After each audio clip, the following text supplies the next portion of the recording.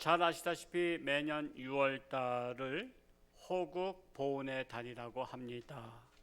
이 호국이란 말과 보훈, 이 예전 분들이나 어르신 분들은 호국이란 말, 보훈이란 말 잘 아시지만 요즘 젊은이들은 별로 쓰지 않는 말이기 때문에 호국, 보훈 그냥 그런가 보다 하고서는 그냥 지낼 수도 있지만, 다시 한번 높아심에서 말씀을 드리자면 호국이란 말은 나라를 보호하고 지킴을 뜻합니다. 나라를 지키고 보호하는 것, 나라를 보호하고 지키는 것이 호국이다 라고 말할 수 있고요. 보훈이라는 것은 국가 유공자의 애국 정신을 기리어서 나라에서 유공자나 그 유족에게 훈공에 대한 보답을 하는 일. 우리가 6월달을 맞이해서 매년 보답하는 거예요. 나라를 위해서 싸우신 분들, 유가족이나 또한 당사자가 살아계시면 그분들한테 시상을 하고 또 상금을 주거나 위로금을 주거나 이렇게 해서 그분들을 위로할 뿐만 아니라 널리 알리는 겁니다. 그래서 호국 보훈의 달이라고 해서 저희 교회도 이번 6월 셋째 주 25일이 토요일이기 때문에 셋째 주에 앞서서 그날 우리 호국 보훈 단체가 지금 홍천군에 8개 단체가 있습니다. 그래서 8개 단체에 한 분씩 추천을 지금 부탁했어요. 그래서 저희 교회에서 예배도 같이 11시 예배 드리시고, 또한 우리가 20만 원씩도 그분들한테 큰 금액은 아니지만 또 8분이다 보니까 그것도 한 160만 원 되고, 그래서 우리 기부천사운동본부에서 그것을 또 전달을 하고 점심까지도 어르신들이 좋아하는 음식을 푸짐하게 대접해서 우리 가족이 내지는 본인이 나라를 위해서 싸운 것이 헛되지 않았구나, 지금 6.25 전쟁 지난 지도 70년이 지났지만 이렇게 우리들을 기억해줘서 참 감사하다 하는 마음을 가질 수 있도록 저에게도 매년 시행하고 있습니다. 그래서 호국 보훈이라는 것은 그냥 전쟁만 기억하는 게 아니라 우리가 이런 때에 그분들을 기리는 겁니다. 그리고 감사한 마음을 갖고 또한 대접하는 자세를 갖는 것이 중요하다라는 사실이에요.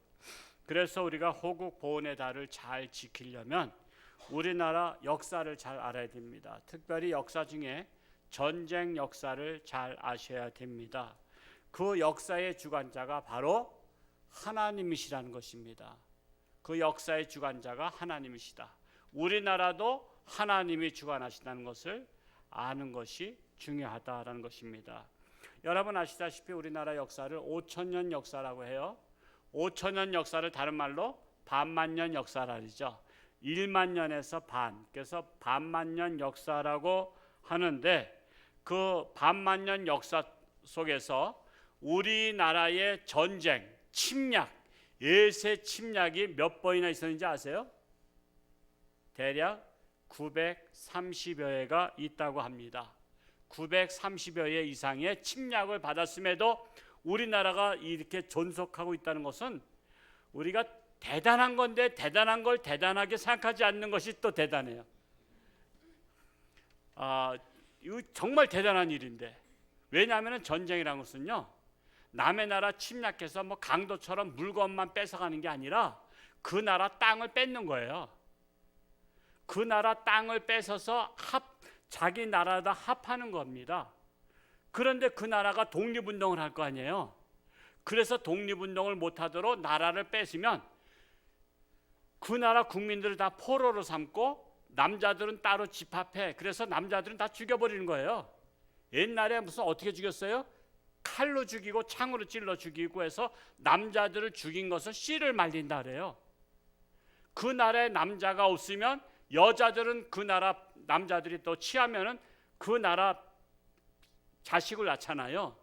그러니까 여러분, 한 나라가 예세 침략을 받아서 전쟁에 패하면 그 나라가 없어지는 겁니다.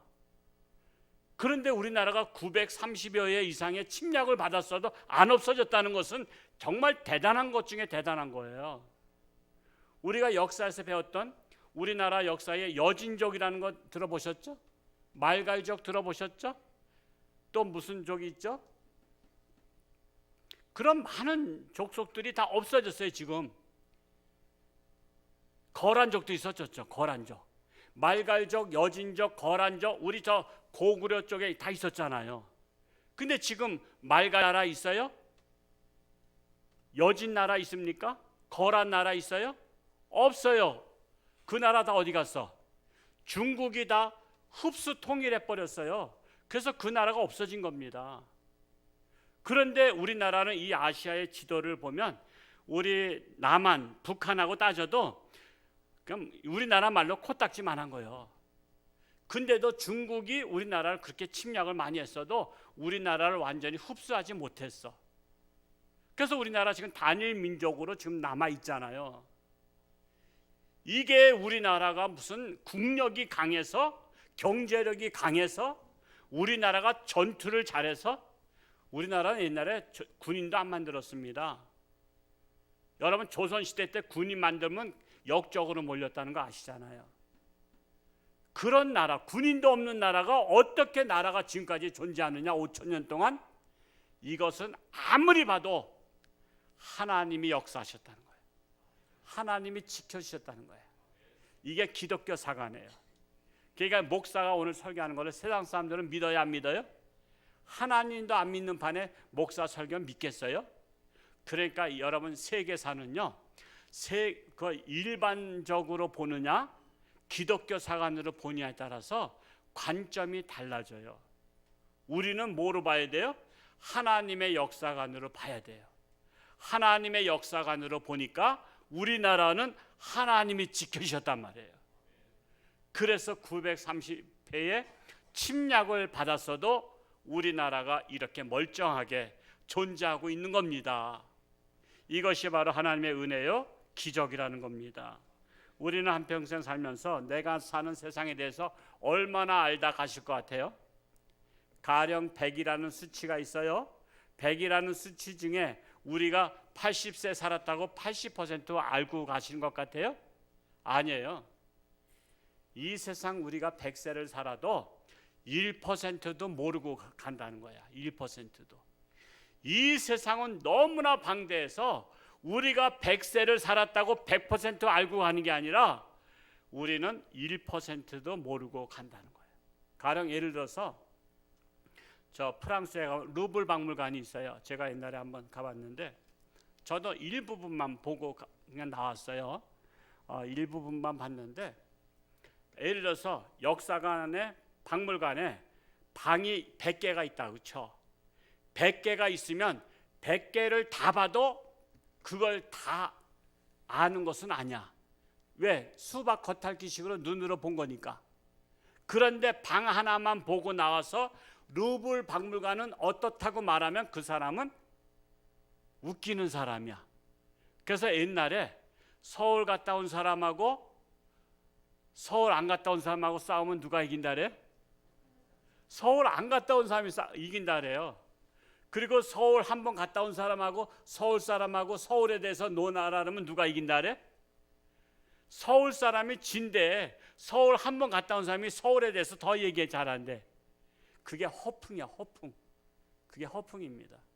그것처럼 우리 인생이요, 자기가 인생 살아온 것을 잘 알 것 같아도 사실 한 100년을 살아도 1%도 모르고 간다는 것입니다. 그럼에도 불구하고 우리 인생들이 궁금해할 만한 역사 문제라든가 정치, 경제, 윤리, 문화 등 인생의 문제들이 어디에 있는지 아세요? 우리 하나님의 말씀 성경 속에 구석구석에 다 있어요. 그러니까 여러분 일부러 세계 역사를 잘 우리 따로 보지 못하더라도 성경만 제대로 읽으면 성경 안에서 다방면에 우리는 알 수가 있다는 거예요. 그러므로 하나님의 지혜를 받은 성도는 말씀 속에서 진리의 문제를 깨닫고 하나님께 영광을 돌립니다만, 깨닫지 못한 어리석은 인생은 그냥 깨닫지도 못하고 이 세상에 내가 왜 왔다 가는지도 모르고 그냥 가는 사람들이 많아. 왜 왔다 간지도. 어떤 사람이 홍천에 왔어요. 어떻게 오셨어요? 했더니 저 모르겠어요. 그냥 차 타고 오다 보니까 홍천까지 밀려왔어요. 어디로 가실 건데요? 글쎄 뭐 갈 데가 있어야죠. 그냥 왔던 대로 그냥 다시 갈까 해요. 그러면 그 사람을 갖다 무슨 사람이라 그래? 실없는 사람. 실없는 사람. 이 세상에 왜 왔어요? 모르겠어요. 어쩌다 제가 부모님 때문에 태어난 것 같아요. 어떻게 살 건데요? 그냥 뭐 먹고 살면 되죠. 그러다가 어디로 갈 건데요? 모르겠어요. 죽어봐야 알아요. 어디로 갈지 난 몰라요. 이 사람을 갖다 무슨 사람? 실없는 사람. 많은 사람들이 실없는 사람으로 살다가 가요. 그런데 저와 여러분들은 어떤 사람이에요? 이 땅에 왜 왔어요? 저 하나님 영광에서 태어났어요. 뭐 하다 갈 거예요?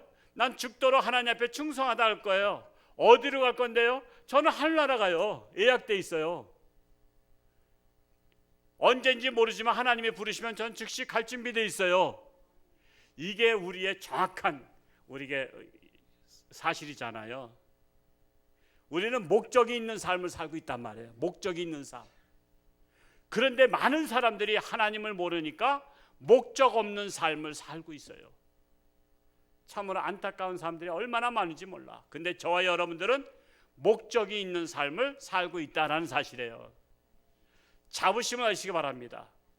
그래서 하나님 믿는 사람들 열등감 있으면 안 돼. 하나님 믿는 사람들은 자부심을 가져야 돼. 자부심. 나 잘났다. 그렇다고 또 다른 사람한테 자랑은 하지 말고 속으로만 잘났다 그러지. 잘났다 해보세요. 에이 잘났기는 뭐 그러면서 그래요.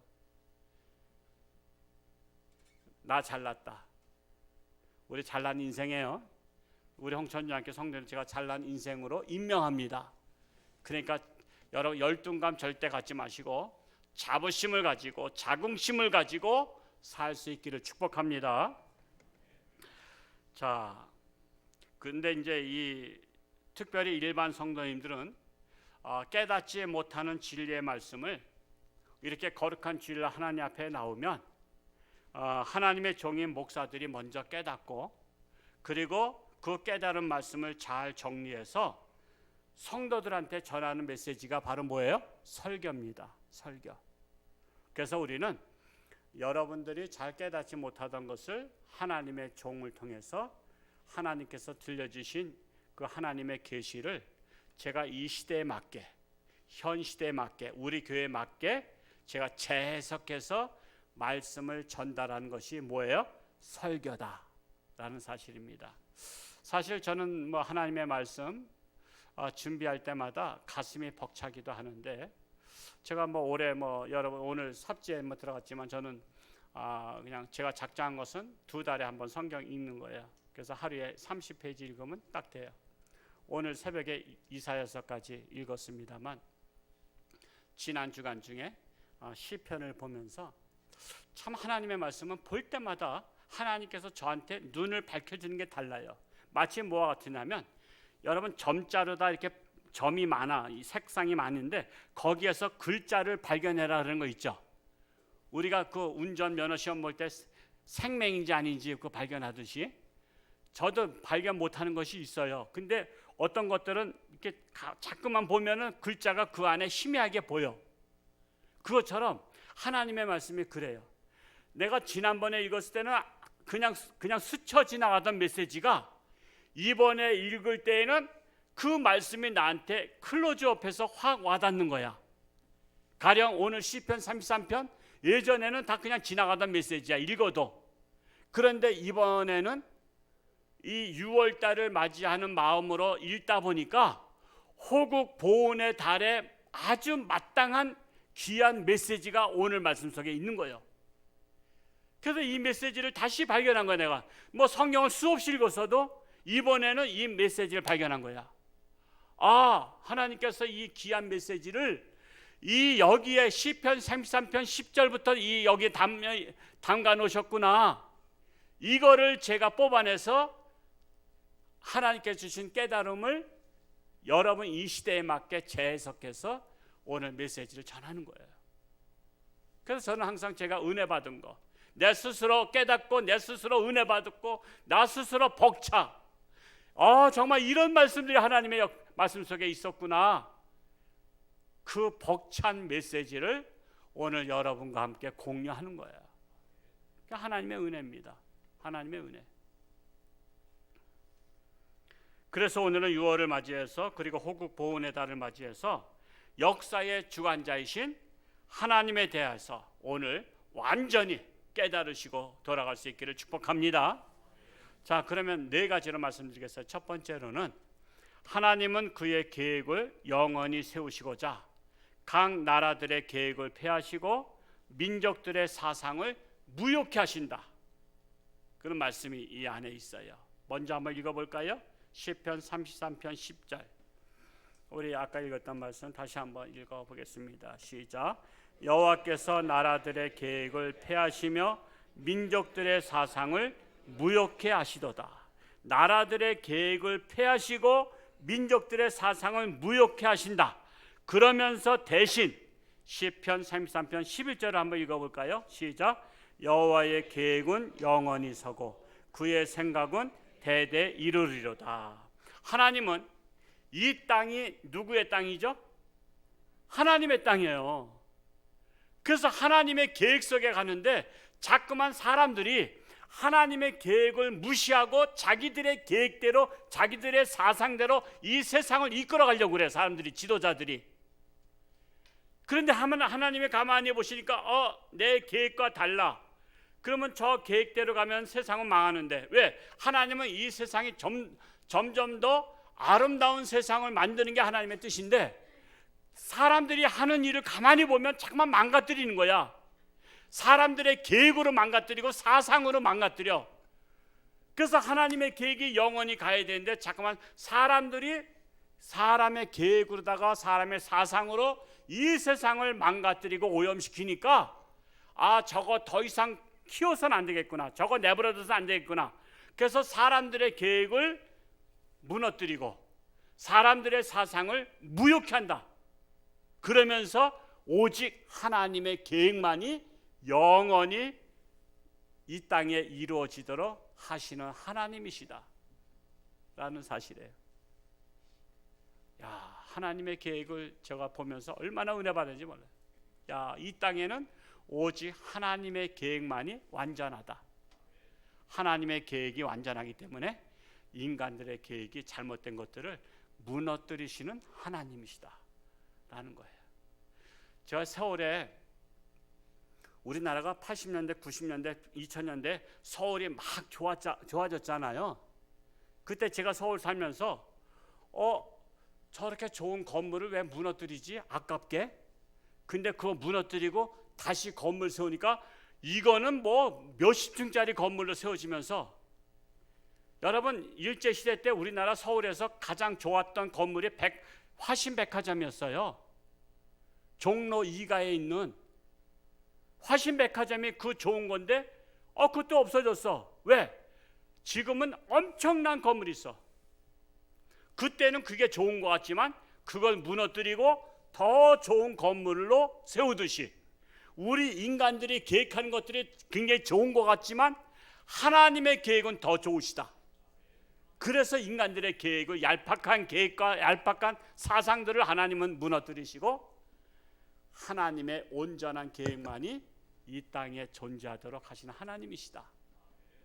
그러니까 인간들의 생각이 아까운 것은 하나님 앞에서는 쓰레기와 같다라는 사실입니다. 그래서 하나님의 말씀에 위배되는 계획은 결국 성취하는 듯 하지만 폐하게 되고 민족들의 사상, 우리가 이 세상에 있는 보편적인 민족들의 사상들이 있죠. 가령 공산주의라든가. 공산주의 굉장히 좋은 것 같아가지고 세상이 막 공산주의 바람이 불었잖아요. 그래서 소련을 중심으로 해서 동구 유럽이 다 공산당 나라가 됐어요. 공산주의 사상이 좋다고 우리나라도 저 북한까지 공산주의가 돼버렸잖아요. 그런데 지나고 나서 보니까 공산주의의 허구가 드러나니까 공산주의는 똑같이 잘 먹고 잘 사는 게 아니라 그 지도자들만 잘 먹고 잘 살고 밑에는 찢어지게 가난하게 똑같이 못 사는 거야. 제가 지난주에 북한에서 넘어오신 탈북자 중에 북한에서 고위층의 딸인데 의사야, 어쩌다가 중국까지 갔다가 그냥 돌아올 수도 없고 다시 이렇게 해서 남한으로 이렇게 탈북하신 분의 그 간증 1시간 20분짜리를 들어봤는데, 이분이 고위층들은요 자기 집에 500평이래. 혹시 자기 집에 500평인 분 나와 보셔. 그분은 그 빨리 팔아서 헌금하시고 100평짜리 가시기 바랍니다. 500평짜리 집인데 그 집에 서빙하는 종업원들이, 집에서 종업원들, 뭐 파출부 비롯해서 뭐 여러 가지 사람들이 40명이래. 40명이 자기 집에 다 하인들이야. 그게 공산주의 나라예요? 여러분, 공산주의 사상은 똑같이 지도자나 서민들이나 똑같이 잘 먹고 잘 사는 세상인데, 서민들은 다 똑같이 못 먹고 못 살고 자기들만 특혜를 하고 있어. 그냥 공산주의 허구를 아는 사람들은 공산주의를 다 싫어해. 그래서 공산주의가 무너진 거야. 근데 아직까지도 그걸 모르는 사람들이 저 북한은 공산주의의 모델이라래. 우리나라에서도 공산주의 돼야 된다는 사람들이 그래서 많은 거야. 우리나라도 저 공산주의 나라로 가야 된대. 근데 똑같이 잘 먹고 잘 살면 저도 이해하겠어, 따라가겠어요. 근데 공산주의는 첫째로 하나님을 부정하고, 두 번째로 지도자들만 잘 먹고 잘 살고 나머지는 똑같이 못 먹고 못 사는 나라. 그래서 하나님의 계획만이 완전 서고, 이런 인간의 사상은 하나님이 폐하신다는 거예요. 하나님이 멸하셔야 좋은 세상에 오는 거예요. 그것뿐만 아니라 유물론주의나 물질 만능 사상이다 보니까 인간의 존엄성이 약화돼. 사람을 그냥 파리 목숨처럼 여겨. 그래서 돈을 뺏기 위해서 사람은 죽여도 돼. 이게 유물론 사상이야. 또한 인본주의, 하나님을 배격하고 사람 중심의 세상, 이런 것들을 하나님께서 폐하신다는 거예요. 그래서 하나님의 폐하시는 것이 이 세상을 좋은 세상 만들려고 하는 하나님의 뜻이라는 사실이에요. 그래서 인간의 이 세상의 역사는 인간이 계획한 대로 흘러가는 것 같지만, 잠깐 유행하기는 하지만 하나님의 뜻에 반하는 사상은 결국 하나님께서 무효케 하신다라는 것입니다. 그래서 역사의 주관자는 누구예요? 하나님이시다라는 거예요. 두 번째로, 하나님을 자기 하나님으로 삼은 나라의 백성들이 복이 있는 백성들이다라는 거예요. 우리 그 말씀도 한번 찾아볼까요? 시편 33편 12절을 같이 읽어보겠습니다. 시작.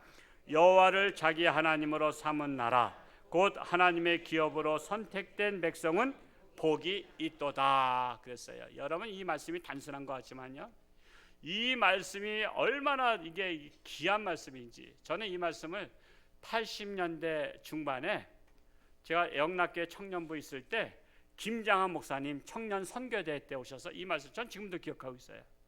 요 말씀 한 절 가지고 1시간 동안 부흥성회 하셨다니까. 하나님을 자기 백성이 하나님을 자기 나라의 하나님으로 삼은 백성은 복이 있도다. 이 말씀에 저는 청년 때 은혜 받았어요. 그런데 오늘은 이 말씀 하나만 가지고 할 수는 없어서 제가 위아래로 지금 포괄적으로 지금 말씀을 전하고 있는 거예요. 자, 세계 역사를 보면 하나님 외에 우상을 자기의 신으로 삼은 나라는 불행한 나라가 되었다는 사실이에요. 우상을 자기 신으로 섬긴 나라는 결코 행복할 수가 없습니다. 우리나라도 반만년 역사 동안 우상을 섬긴 나라였죠. 오로지 산신령님을 섬기고, 또 무슨 삼신 할머니도 섬기고, 또 부처님도 섬기고 막 그랬던 나라야. 그래서 대대로 가난을 물려줬고 대대로 병마를 물려줬고요. 그러니까 오죽 못 살았으면 찢어지게 가난한 나라. 뭐가 찢어진지는 말 안 하겠어요. 하여튼 찢어지게 가난한 나라. 그리고 한 살을 넘기지 못하게 해서 돌잔치 한 거 아니야. 돌만 넘기면 살 수 있다. 면역성이 생겨서. 그래서 돌전에 거의 다 죽었어. 그래서 옛날 분들은 호적이 한 2년은 살아봐야 살지 안 살지 아니까 호적 등록을 한 2년 살고 나서 했어. 그래서 거의 다 나이 60대 넘으신 분들은 제 나이가 없어. 거의다가 한 2년 살고 나서 호적 사니까 그냥 나이가 줄은 거야. 그러나 하나님의 복음이 들어와서 전국 방방곡곡에 십자가 세워지기 시작했죠.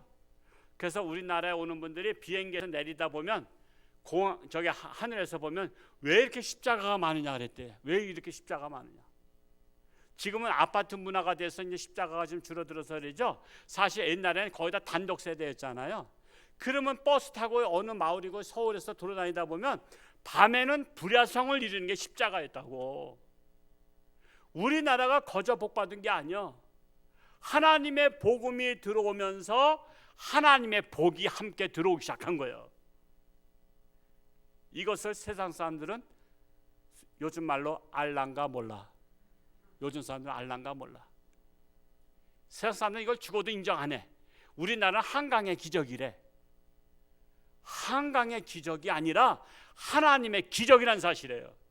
이게 하나님의 역사관에서 보는 우리나라 관점이요. 그래서 지금은 세계가 불우한 나라 됐죠. 세계가 얼마나 불우하냐면 우리나라 감옥도 불우한다는 사실. 제가 먼저도 말씀드렸죠. 옛날에 몇 년 전에 소말리아 해적들을 우리나라가 청해부대가 가서 잡아왔잖아요. 그래서 감옥에다 쳐넣었어. 그랬더니 이 사람들이 감옥 생활하다가 이제 우리가 이제 뉴스도 이제 그때 쳐넣었다는 소리 들었고 이제 언제 꺼내는지는 몰라. 근데 어느 날 이들이 신문에 기사에 났어. 우리들을 감옥에 더 오랫동안 살게 해주세요. 그게 무슨 내용인가 봤더니 감옥이 천국인 거야 자기들한테는. 왜? 하루 세끼 밥 주지. 또 샤워실 있지. 또 화장실 있지. 수세식 화장실 있지. 또 때 되면 자기가 돈 벌지 않아도 딱 밥 딱 들어오지. 그래서 하루 세 끼를 꼬박꼬박 먹지. 왜? 자기 나라에서 한 끼 먹기도 어려웠거든. 그리고 어디서 잠을 잤냐면 산에서 들판에서 풀밭에서 그냥 풀 깔아놓고서 잠잤거든. 이슬 맞으면서. 그런데 우리나라의 감옥에 와 있으니까 여기가 호텔인 거야. 근데 이제 얼마 있으면 자기들이 풀려나면 소말리아에 가야 되는데 이제 생고생하러 가는 거야. 지옥으로 가는 거야. 그러니까 이 천국 같은 감옥에 더 오래 살게 해주세요. 우리나라 사람들 같으면 감옥에 오래 살겠어요? 안 살죠. 그만큼 소말리아 사람들은 우리나라 감옥도 천국이라는 거예요. 그렇게 우리나라가 잘 산다니까. 제가 오늘 설교를 못 믿겠다 하신 분들은 감옥에 가보시기 바랍니다. 그렇다고 죄 짓고 가지 말고 그냥 견학만 가세요. 견학. 제가 견학 하러 왔습니다 해서 견학만 하시지 또 강도짓하거나 도둑질해서 가셔서 당신이 왜 이렇게 죄 짓고 왔어요? 그러면 예, 홍천유한교 목사님이 가보라 해서 왔어요. 그래서 그래? 그러면 홍천유한교 목사가 공범이야? 그래서 괜히 또 저 엉뚱한 저까지 또 공범으로 몰려서 끌고 가지 마시고 그냥 견학만 다녀오시기 바랍니다. 우리나라 이렇게 좋은 나라예요. 정말.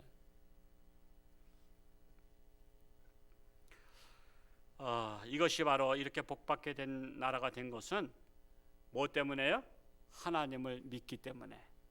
그런데 악한 사탄 마귀는 하나님을 믿어 복받는 꼴을 싫어할 뿐만 아니라 이 사실을 부정해요. 그래서 마귀 닮은 사람들은요, 남 잘 되는 꼴을 못 봐. 남 잘 되는 꼴을 좋아해야 돼. 남 잘 되면 축하해 줘야 돼. 근데 마음에 시샘이 있는 사람은 남 잘 되면 아주 그냥 비난하고 아이 지까짓게 말해. 옛날에 못 살던 사람이 지금 잘 살면 복을 축복해 줘야 될 거 아니야. 축하해 줘야 될 거 아니야. 그래서 마귀 닮은 사람은 남 잘 되는 꼴을 못 본다고.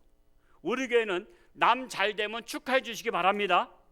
남 잘 되면 축하해 줘야지. 하나님 믿는 사람들은 왜 꼴을 못 보냐 말이야. 그리고 옛날에 뭐 나쁜 짓 하고 이런 것도 막 들춰내. 옛날에 나쁜 짓 했던 사람이 지금 복 받아서 잘 살면 좋지. 계속 나쁜 짓 해야 되겠어요? 그러니까 하나님 믿는 사람은 남 잘 되는 꼴을 축하해 주고, 마귀 닮은 사람은 남 잘 되는 꼴을 못 보는 사람이다. 그래서 이 교회 다니는 사람들이 잘 되면 꼴을 못 봐. 그래서 어떻게든지 교회 다니는 사람들 트집을 잡잖아. 그냥 저 사람 교회 다니는 사람이 그래, 저 사람 교회가 왜 저래. 그래서 코로나 기간 동안에 왜 교회를 다니냐, 왜 예배를 드리냐, 왜 교회에서 코로나 나오냐, 그러면서 온갖 비난을 다 했잖아요. 마귀는 그냥 어떻게 해서든지 뭐 한 가지만 잘못해봐라, 그걸 그냥 확대 재생산해가지고 교회를 비판하고 하나님을 믿지 못하게 만들고 우리나라가 복을 받지 못하는 나라가 되게 하는 게 마귀의 계략이에요. 여기에 세상 사람들은 넘어가. 근데 우리는 넘어가면 안 되잖아요. 마귀가 비난을 한다 할지라도, 예배를 드리는 거 비난한다 할지라도, 기도하는 거 비난하고 찬송 부르는 거 비난해도, 전도하는 거 비난해도 우리는 오직 내가 욕먹으리라, 내가 하나님 영광 위해서, 그래야 하나님이 기뻐하시고 감동하시고, 야, 한국에 내가 복을 줄만해, 한국엔 복을 줘도 아깝지 않다, 야, 다른 나라 복 받을 만한데 복을 못 받은 거 재고품 저 남한에다가 정확하게 그냥 쏟아부어라. 그래서 남한에는 복을 쏟아붓고요, 남한과 옆에 있는 북한 좀 같이 덩달아서 덤으로 받을 것 같은데도 하나도 못 받잖아. 북한은 세상에 옛날에 비가 와도요, 북한에 흉년 들어서 300만 명이 굶어 죽을 때 비가 와도 꼭 38선까지만 왔대. 그거 사람이 할 수 있는 일이에요? 하나님이 하시는 일이야. 어떻게 비가 오다가 38선까지 오고 딱 끝나. 그래서 북한에 비가 계속 안 와서 흉년 들어서 300만 명이 굶어 죽었대잖아. 이거 사람이 하는 일이 아니에요. 하나님이 이 대한민국에 복을 쏟아부어 주신 거예요. 왜 쏟아부어 주셨어요? 우리는 죽으나 사나 하나님 영광 위해서 살기 때문에 그렇다는 사실이에요. 그래서 우리나라는 하나님의 은혜로 복받은 나라임을 깨달을 수가 있어요.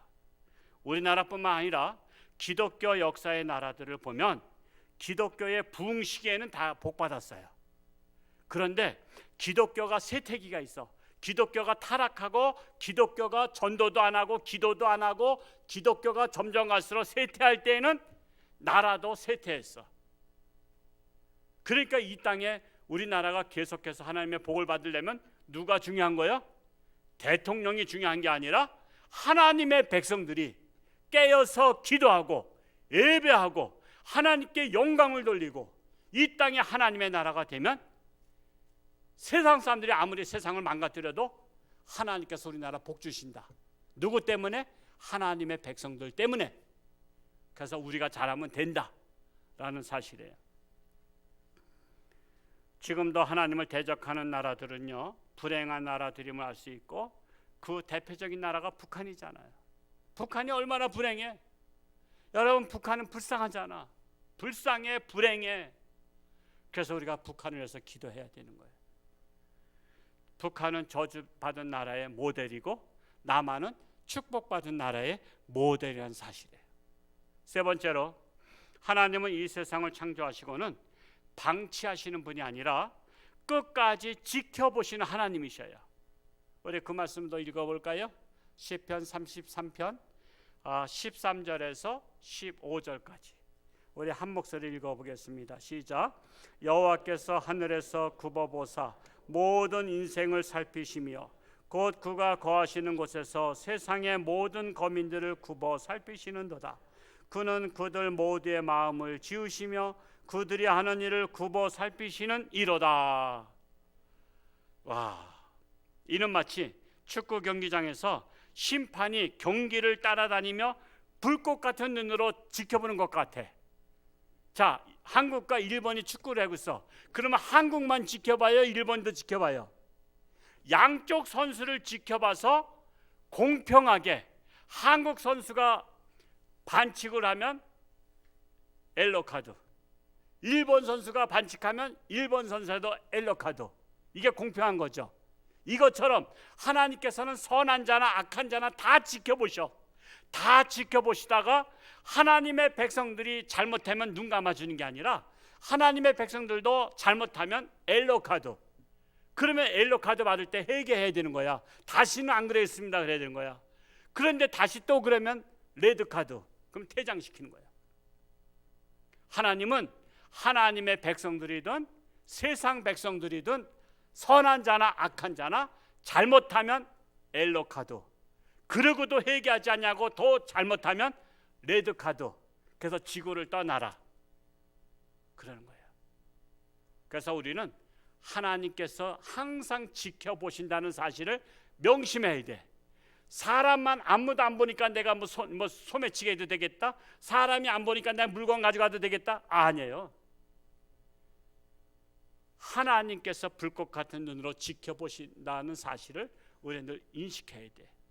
그걸 갖다가 코람데오라 하잖아요. 코람데오, 하나님 앞에서 늘 우리는 하나님 앞에서 살고 있다는 의식을 가져야 우리는 딴 길로 가지 않는다는 사실이에요.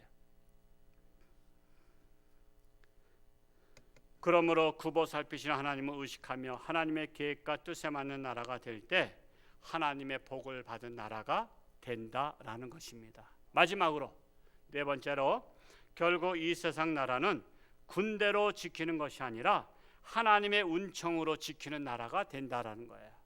오늘도 그 말씀 속에서 한번 볼까요? 시편 33편 우리 16절과 17절 같이 한번 읽어보겠습니다. 시작. 많은 군대로 구원 얻은 왕이 없으며 용사가 힘이 세어도 스스로 구원하지 못하는도다. 구원하는 데에 군마는 헛되며 군대가 많다여도 능히 구하지 못하리로다. 칼을 쓰는 자는 칼로 망한다. 군대로 나라가 유지되는 게 아닙니다. 그렇다고 해서 군대를 없애자는 건 아니에요. 우리가 군대가 있지만 군대만을 의지해서는 안 된다는 거예요. 세계 역사를 보면 막강한 군사력을 가지고 세계를 정복하려는 나라들은 모두 망했어요. 자, 가령 세계를 가장 많이 정복했던 나라가 어느 나라죠? 몽골, 징기스칸. 그때 세계를 가장 많이 점령했어요. 근데 지금 몽골이 그러면 세계 땅덩어리 그때 다 뺏었으니까 제일 잘 살아? 지금 세계에서 가장 못 사는 나라 중에 하나가 몽골이야. 오죽하면 몽골은 대한민국에 편입시켰으면 좋겠다고 그래. 우리나라가 지금 배짱 부려. 싫어. 너희들 그러면 먹여 살려야 되잖아. 그리고 사막의 나라 몽골이 지금 우리나라와 한 나라 합병했으면 좋겠다고 우리가 원하는 게 아니라 몽골 나라가 원하고 있대. 아프리카에서 또 한 나라도 우리나라랑 또 편입하면 좋겠대. 지금 우리나라가 그 정도까지 된 거예요. 우리나라도 대한민국으로 삼아달라고 하는 나라가 지금 두 나라야. 몽골하고 아프리카 한 나라가 또 나왔는데 알제리인가 어느 나라야. 그 나라도 우리나라 대한민국 나라 우리를 그냥 땅을 다 바칠 테니까 우리나라 국민들이 대한민국 국민으로 똑같이 잘 살고 잘 먹고 살게 해달라고 지금 요청하고 있으니까 골치 아파서 아직은 그거 검토하고 있는 중이라래요. 몽골이 세계를 가장 제패했지만 지금 몽골 인구가 몇 만인 줄 아세요? 280만이요. 300만도 안 돼. 우리나라 강원도 인구보다 조금 많아. 우리가 강원도가 150만이니까. 그리고 그도 지지를 못 사. 그래서 한국에 나오는 게 로망이잖아요. 한국에 나오는 게. 세계를 제패한다고 잘 사는 거 아니라니까. 몽골뿐만 아니라 페르시아, 바벨론, 아수르, 로마 다 멸망했잖아요. 그리고 또한 알렉산더 33살에 죽었잖아요. 객사했다고. 객사. 열병으로 죽었어. 애굽 나라 공격하다가.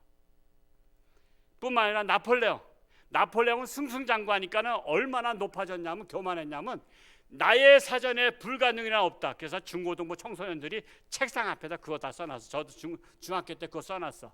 나폴레옹. 그러면서 그때 내가 하나님을 제대로 못 믿을 때라 하나님 용서해 주시라 생각하지만 내 사전에 불가능은 없다 그랬지만 러시아에 침공했다가 망했고 패배했고 마지막 영국과 워터루 전쟁에서 웰링턴 장군에 의해서 대패했잖아요. 그러면서 섬에 유배돼서 살다가 죽어버렸잖아. 나의 사전에 불가능이 없다는 하나님만이 하실 말씀이에요. 인간이 아무리 잘 나와도 그렇게 교만하면 안 돼. 나는 부족합니다. 나는 부족합니다 해야지 하나님이 인정하시지. 내 사전에 불가능 없다. 그럼 내가 신이란 말이에요. 그랬던 나폴레옹도 망했죠. 또 히틀러가 또 군사력을 이끌어서 막 그냥 제2차 세계대전 일으켰지만 그는 총으로 다 자살해 죽었잖아요. 뿐만 아니라 일본 천황이 또 세계 제패하겠다고 했다가 핵폭탄 맞았잖아.